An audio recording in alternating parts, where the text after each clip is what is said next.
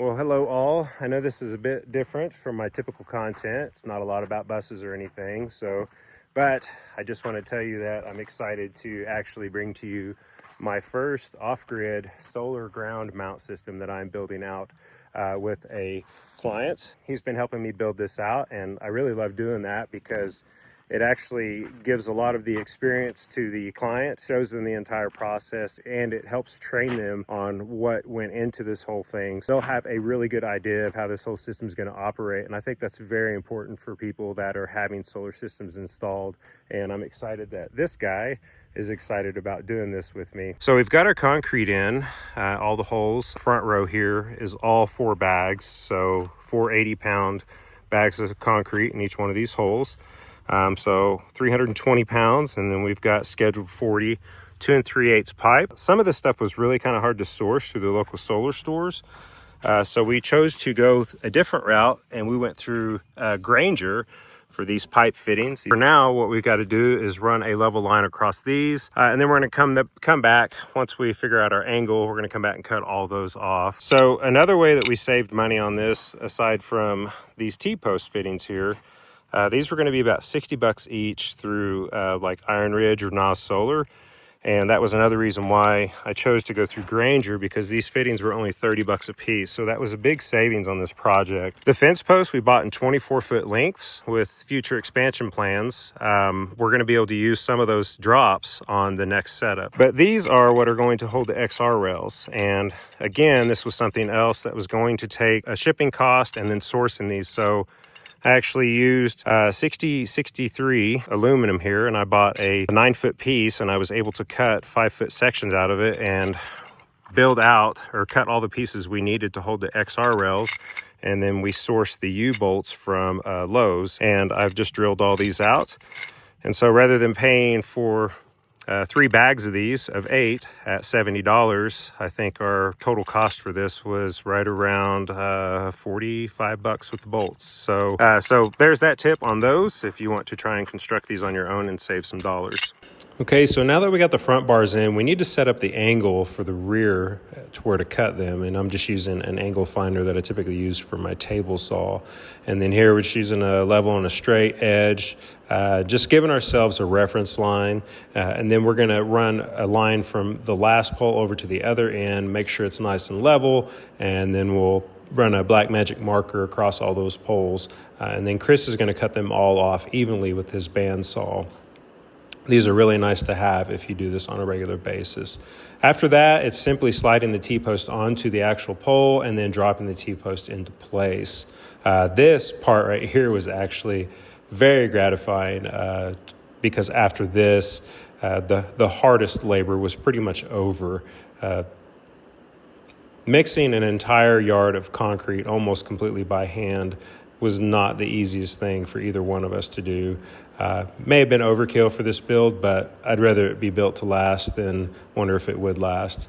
Once we're all done there, you can see we just kind of stand back and admire the work and do a little nitpicking here and there. So now you can see how the mounts are going to hold the XR100 rails on. And for the lateral supports, I did not buy the swivels because they were about $80 a piece. And honestly, with the height being so low in the front, it would have been overkill to do the entire setup. Now, don't worry about those extra XR rails sticking off the top. They're going to get cut and spliced together for other XR rails for other panels. So the owner wanted to be able to run his Wi-Fi for his security cameras while he was out of town, and so we just have this little cheap Traveler 1500 watt inverter running on these starter batteries and then the 2 coach batteries, and it's actually running the rigid compressor pretty well. And then that's the shed we're putting up. That's going to have all the EG4 equipment in it. These are actually really nice sheds. I love the door hardware too. Got these nice little spring catches here. It only took about 2 hours paint and all to get this done. So this one's got 3 windows in it, and then we got a couple vents here. Those might end up getting capped off because we may have to put a window unit in. But here are the batteries, the EG4s. These are the wall mount batteries. There we have the Grid Boss and then the Flex Boss. I added some 2x4s in here across the back wall at all the mounting points on the back bracket. and then across the top where the EG4 is going to mount. The rock board, I'm just using that as kind of a backer board, so the equipment's not right on the wood. But these monsters are heavy, and you have to lift them up onto this carrier bracket or this cleat here. And then these little X brackets are supposed to attach here behind the bracket on the wall. And then of course, this bad boy is gonna go all the way up here, so I'm gonna have to deadlift that. You definitely want a second hand doing this. I have got the panels all wired up. Still have to zip tie the connections underneath. But currently they are outputting 391 volts there. I'm just gonna run a test line or a temporary line all the way over here so that I can start charging the batteries. Got my COM cords in. So you got your battery COM there into this one, and up here to your battery COM up here in the inverter. Now you do have to prioritize the batteries using the dip switches, and then you got to do your second one, which I don't have this one done correctly. And then you'll have a third and a fourth. Something else I want to point out is if you get to this point and you're using stranded wire, not your THHN, you have to insert a screwdriver right there and push down, and that will open that jaw up from the top so that you can push your wire in there. So if you're using stranded wire, 600 volt like this, you'll have to use ferrules in here. Just so you know, something to look out for whenever you get to this point in your build. So I have both the batteries on, and I have got my solar charging. We can look here. And even on a cloudy day like today, we still have about 20 amps on that one. And over here on this one, it's probably going to be a little bit more, about the same. So, and I just have it rednecked in there right now, running over and just kind of laying on the ground here. I do have my conduit in the ground. That's 1 inch, and it's going to go over and then pop up right in that area. Here I have my data communication wires ran. So these right here, they're just ran right there. You've got your gray communication wire. It's going to be on the bottom left, and up here on the grid boss, it'll be on the top right. And then you've got your orange, which is on the right, and then it's going to be on the top left. Now, all of these dip switches can be in the down position. And then over here, you just need to switch this parallel, the 120 ohm. You need to flip that one up. The rest of them can stay down. This is your PV disconnect. So this is what you will disconnect your PV with once you're in here if you need to work on it. I do have my 3/0 ran to my L1, L2. I have my 3/0 neutral. And then I just need to get my ground, which is going to be number 2 wire. So the same size as this. I'll have my number 2 wire run out to this panel. And then from there, I'll run my ground rod down. I do have the bond plate in, and that's because this is going to be the only neutral ground bond in the entire system. Okay, so for the exterior, I do have a 200 amp main disconnect. I did use 3/0 wire, and I labeled everything for the owner. I do have my lightning arrestor in right here.